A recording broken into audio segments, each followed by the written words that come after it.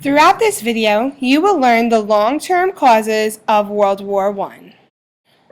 Militarism means that the army and military forces are given a high profile by the government. The growing European divide had led to an arms race between the main countries. The armies of both France and Germany had more than doubled between 1870 and 1914. There was fierce competition between Britain and Germany for the mastery of seas.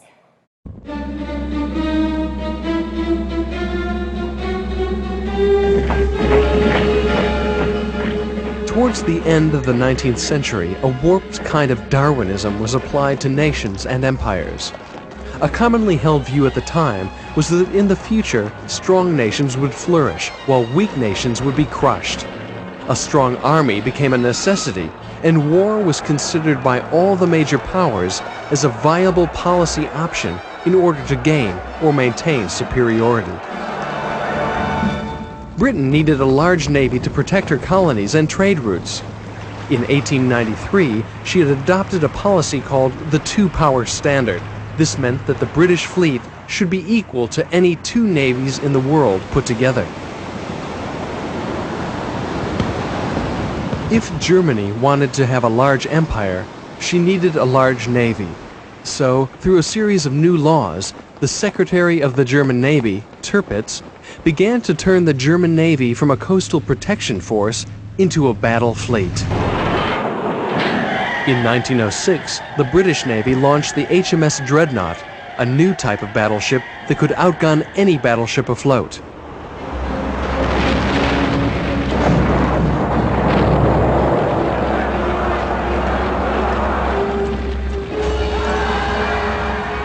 Germany started to build its own fleet of dreadnoughts, so Britain sped up her shipbuilding program. The naval race had begun.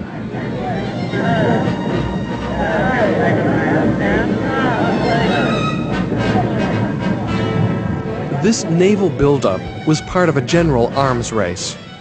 Between 1870 and 1914, military spending by the European powers increased by a massive 300%, and conscription was adopted by all the continental powers from 1871.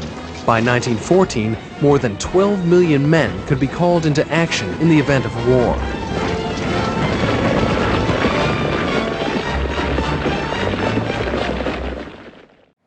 An alliance is an agreement between two or more countries to give each other help if it is needed. When an alliance is signed, those countries become known as allies.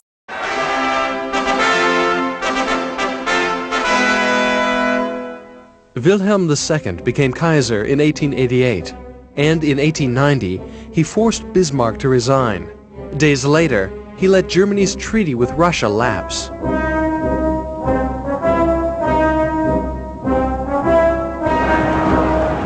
Russia and France were now alone in Europe against an alliance of Germany, Austria, and Italy.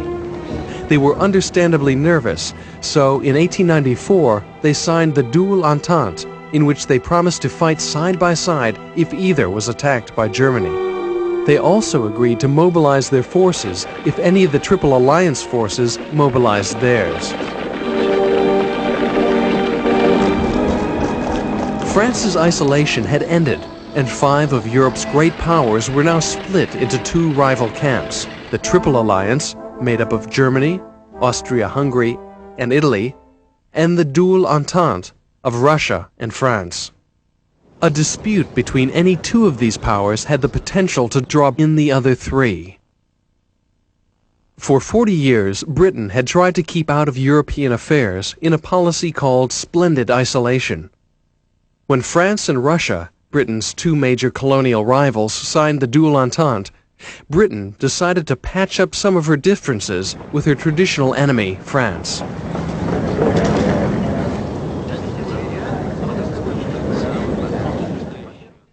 In 1904, the Entente Cordiale was signed. In it, France agreed to British control of Egypt, while Britain agreed to French control over Morocco. It was not a military alliance, However, the Germans, who had wanted to sign their own alliance with Britain, behaved as if it was an anti-German agreement and tried to break it up.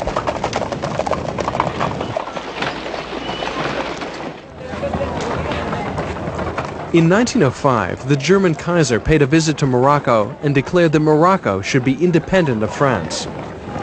Germany hoped that in the ensuing crisis, Britain would refuse to back France and the Entente would collapse.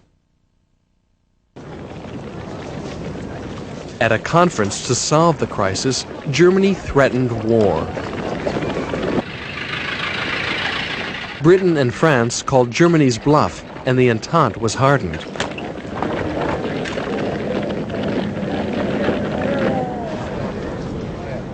The conference also exposed a weakness in the Triple Alliance when Italy deserted Germany and backed France. From now on, the Germans would argue that Austria was their only true ally. Imperialism is when a country takes over new lands or countries and makes them subject to their rule. By 1900, the British Empire extended over 5 continents, and France had a control of large areas of Africa. Germany, who had now entered the scramble to acquire colonies late, only had small areas of Africa.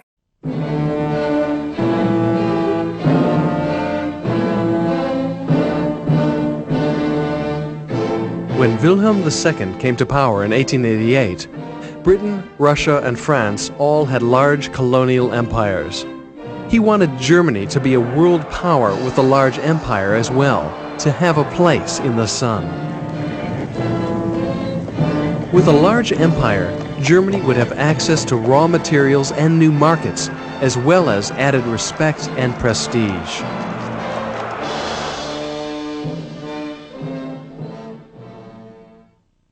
Germany's bid for colonial greatness was doomed from the start. She had started too late in the race for colonies. All that was left were some less significant tracts in Africa, a few islands in the Pacific, and parts of China. This quest for an empire brought Germany into conflict with the other major powers.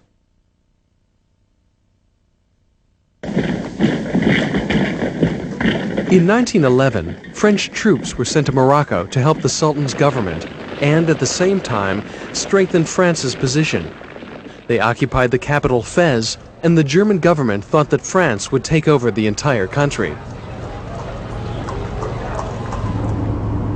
Germany responded by sending a gunboat, the Panther, to Morocco, with demands that in exchange for allowing France a free hand in Morocco, Germany should be given the whole of the French Congo in Central Africa as compensation. The British government was alarmed. They saw the incident as a threat to the Entente and were angry at their exclusion from negotiations. Britain's fleet even prepared for war. Germany backed down, accepting 2 strips of territory in the French Congo, far less than they originally demanded. For Germany, this was a humiliating diplomatic defeat and increased the perception within Germany that she was being encircled by unfriendly powers.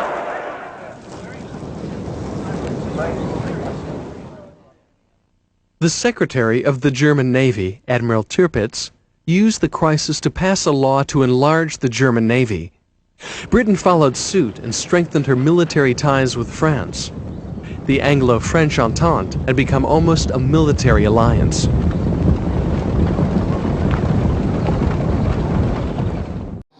Nationalism means being a strong supporter of the rights and interests of one's country. The Congress of Vienna aimed to sort out problems in Europe. Delegates from Britain, Austria, Prussia, and Russia decided on a new Europe that left both Italy and Germany divided states.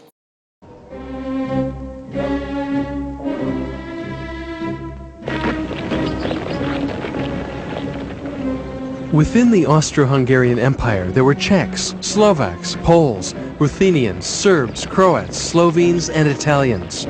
Less than 50% of her 50 million people were Austrian or Hungarian. Of the ethnic groups, the Slavs were the most restless. They wanted to join up with Serbia to form a united Slavic kingdom. Thus, Austria viewed Serbia as a threat. Located at the junction of Europe and Asia, the Balkans were known as the powder keg of Europe. Three empires, Turkey, Russia, and Austria-Hungary, all had interests in the area. Combined with the insurgent nationalism of the Slavs, it seemed that one minor incident could lead to war. Turkey had once ruled over all of the Balkans, but as its empire weakened, the Serbs, Greeks, and Bulgars had established their own nations. Russia was also interested in the Balkans. She wanted an outlet to the Mediterranean. She sided with the Slavs on the basis of their common Orthodox religion and was allied with Serbia. In 1908, Austria annexed the provinces of Bosnia and Herzegovina, further fueling Slav nationalism in the process. In 1912, Serbia, Greece, Bulgaria, and Montenegro formed an alliance called the Balkan League. The League used its combined strength to attack Turkey, and in 7 weeks drove her almost completely out of Europe. Austria watched on as Serbia almost doubled in size.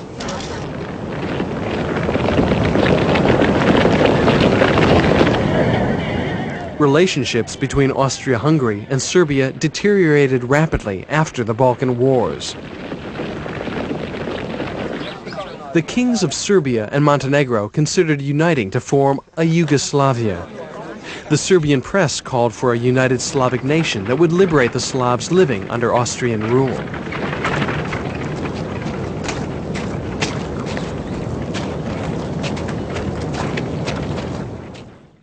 Austrian generals called for a quick war to crush Serbia.